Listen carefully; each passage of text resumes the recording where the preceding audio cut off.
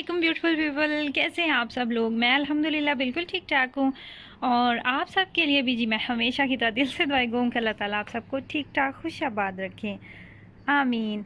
और जी आज की वीडियो जो है ना जी मैं इस प्यारे से खूबसूरत से मंज़र के साथ स्टार्ट कर रही हूँ।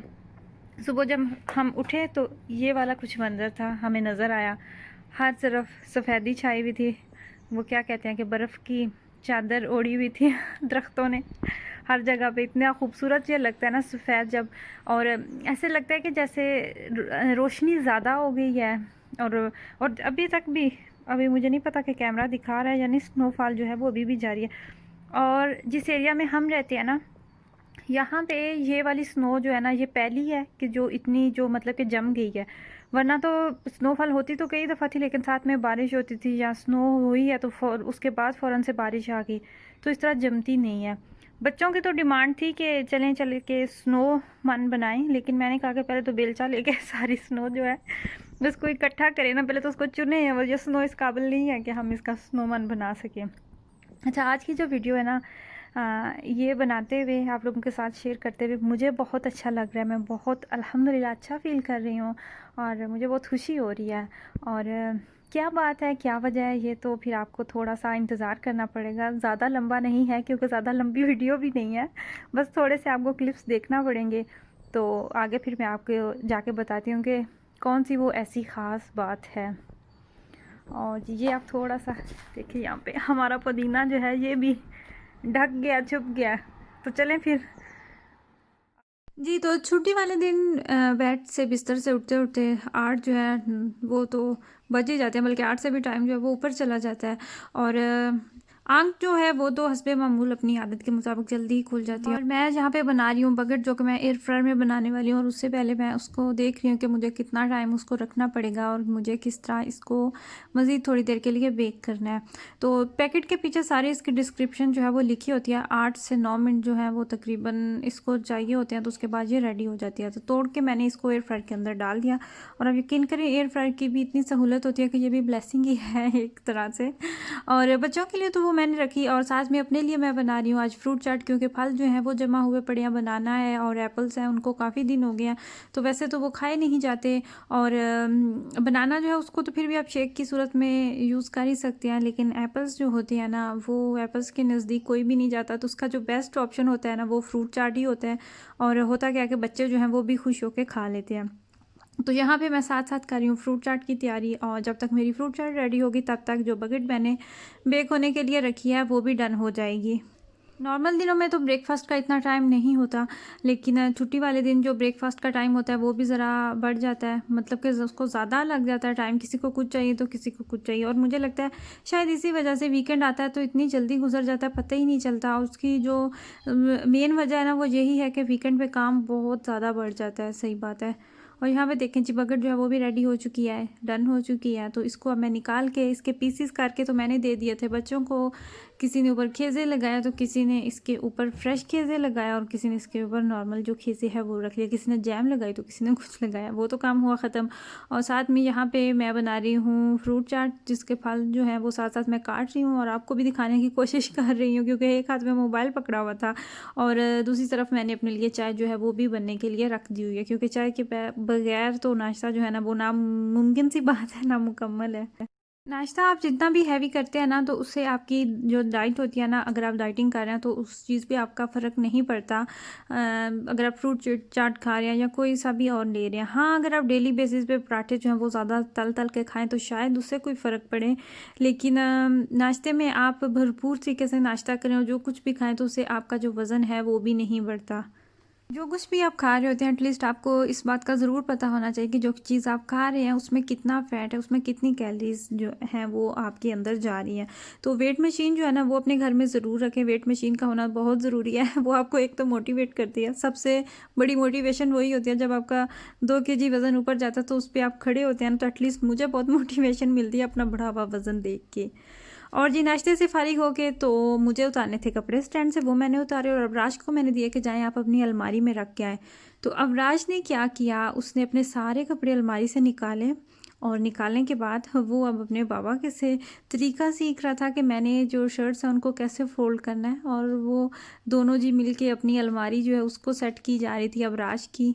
और ये देखिए, अब वो बता रहा था साथ साथ कि शर्ट्स अलहदा होनी चाहिए, पजामे अलहदा होनी चाहिए, बनियान अलहदा होनी चाहिए। और ये देखिए, ये तैयारी की जा रही है, ट्राई की जा रही है। खैर, तो मैंने भी नहीं मना किया, मैंने कहा सही है, जो काम करते हैं वो तो करें ना, कुछ तो हो ना। और मिराज जो है उसकी अलमारी तो जितनी दफ़ा भी आप सेट कर लो ना, वो फ़ौरन से दोबारा से इतनी मैसी कर देता है। और इस टाइम पे वो नाराज़ होकर खड़ा हुआ था कि मुझे भी अपनी अलमारी सेट करनी है, मैंने भी अपने सारे कपड़े निकालने हैं। लेकिन मैं उसको मुसलसल मना कर रही थी कि आपकी अलमारी मैंने कुछ दिन पहले ही सेट की थी, और आपकी अलमारी में इतना ज़्यादा कपड़ मौजूद है ना कि वो निकाल लिया तो उसका वापस जाना जो है ना वो मुश्किल हो जाएगा। यहाँ पे जी मैं बना रही हूँ केक, जो कि मैंने अभी आपसे कुछ दिन पहले रेसिपी शेयर की थी अबराश के लिए, जो मैंने बर्थडे केक बनाया था। तो सेम वही रेसिपी फॉलो करते हुए मैं यहाँ पे दोबारा केक जो है वो बेक कर रही हूँ। और अब इस केक में मैं ऑरेंज एसेंस की बजाय लेमन एसेंस जो है वो ऐड करने वाली हूँ, और मैं इसके अंदर येलो फूड कलर जो है वो ऐड करने वाली हूँ। और रेसिपी वही है सेम जो मैं ऑलरेडी आप लोगों के साथ शेयर कर चुकी हूँ। और ये केक किस खुशी में है वो मैं अभी आपको बता देती हूँ कि अबराश ने माशाल्लाह से अल्हम्दुलिल्लाह कुरान पाक जो है वो अपना कंप्लीट कर लिया। उसका कुरान पाक ख़त्म हो गया था, तो फिर उस खुशी में मैंने एक छोटा सा केक बेक किया और छोटी सी हमने सेलिब्रेशन की, और उसको हमने एक छोटा सा गिफ्ट भी दिया। और हमें ऐसा फील हुआ कि जो एक्चुअली सेलिब्रेशन है वो अभी बनती है, और उसको मोटिवेट करने के लिए और ये महसूस करवाने के लिए कि उसने कितना अच्छा काम किया।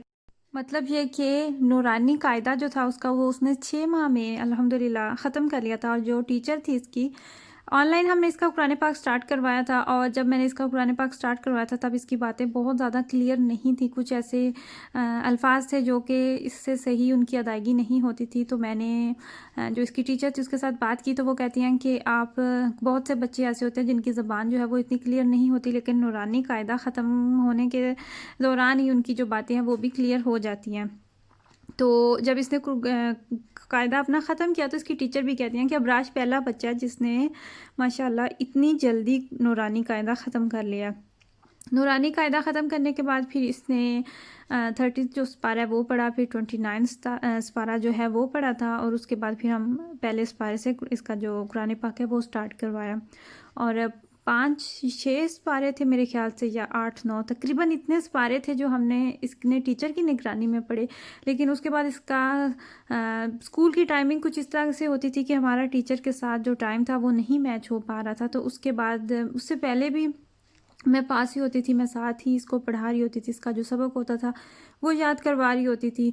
और फिर उसके बाद हमने जो टीचर का जो ना वो हमने ख़त्म करवा दिया, और फिर मैंने ख़ुद ही इसको घर में पढ़ाना स्टार्ट करवा दिया, क्योंकि माशाल्लाह से ख़ुद भी ये पढ़ लेता था। नूरानी कायदे के बाद ही इसने ख़ुद ही कुरान पाक जब स्टार्ट किया था तो ख़ुद ही पढ़ने लग गया था। तो माशाल्लाह से थोड़ा थोड़ा पढ़ता था, रोज़ के 2 पेजेस पढ़ता था। जिस तरह बच्चे जब आधे कुरान पाक से आगे चले जाते हैं तो आपको पता है कि रुकू और फिर 4-4 5-5 पेजेस जो हैं वो पढ़ते हैं, और आखिरी स्पारों पे तो आधा-आधा स्पारा भी बच्चे कुछ पढ़ते हैं। लेकिन इसने सिर्फ 2-2 पेज ही पढ़े थे। लेकिन मतलब कि जिस तरह उसको लगता था ठीक है आज मेरा दिल है, आज मैं पढ़ूंगा, कभी छुट्टी होगी, तो वो सारा जो सिलसिला था ना वो चलता ही रहा। और आपको पता है कि जब घर में आप बच्चे को सबक पढ़ा रहे होते हैं ओबियसली थोड़ा सा मुश्किल होता है। और मेरी काफ़ी सिस्टर्स ने ये भी कहा कि ऑनलाइन जब आप पढ़ाने लगते हैं बच्चे को तो बच्चे नहीं बैठते। हाँ, ये बात सच है, बिठाना थोड़ा सा मुश्किल होता है। लेकिन वो सिर्फ ऑनलाइन ही नहीं होता, अगर आप मस्जिद में सिपारा पढ़ने उन्हें कहीं भेज रहे हैं तो वहाँ पर भी जाने में बच्चे जो है ना वो ज़िद करते ही करते हैं। और ये इतना आसान नहीं होता, बहुत मुश्किल होती है ये वाली मंजिल भी बच्चों के साथ, उनको फिर उनकी रूटीन बनाना। और जब मेरी इसकी टीचर के साथ पहले दिन बात हुई थी ना, तो उन्होंने कहा कि आप 3 दिन ट्राई करें, और हमारे फ्री होती हैं 3 दिन तक क्लासेस, तो उसके बाद अगर आपको लगा कि ठीक है तो आप पढ़ा लीजिएगा, वरना आप फिर इसको ना पढ़ाइएगा, आप इंतज़ार कर लीजिएगा। तो मैंने फिर क्या कहा कि नहीं, अगर इसने स्टार्ट किया तो फिर हम इसका ख़त्म नहीं करवाएंगे, वरना उसको आदत हो जाएगी और उसे लगेगा कि चलो ये तो मैंने बस थोड़ा अरसा ही पढ़ना है। तो जब पहले दिन से स्टार्ट किया तो फिर हमने छोड़ा तभी जब उसका कुरान पाक जो है वो अल्हम्दुलिल्लाह ख़त्म हो गया था। मैं आप लोगों के साथ शेयर करना चाहूँगी, ओबियसली जो अब हम ऐसे नॉन मुस्लिम कंट्रीज़ में होता है तो हम पे बहुत ज़्यादा प्रेशर होता है इस चीज़ को भी लेके। तो बच्चे को जब भी आप कुरान पाक स्टार्ट करवाएं ना, मुझे ये लगता है कि उसको थोड़ा सा समझदार होना चाहिए, 6-7 साल की उम्र से, एटलीस्ट 5 साल से उम्र ज़्यादा होनी चाहिए। तो इसलिए इस तरह बच्चे के लिए भी आसान रहता है और आपके लिए भी आसान रहता है। दुआ में याद रखिएगा। अल्लाह हाफिज़।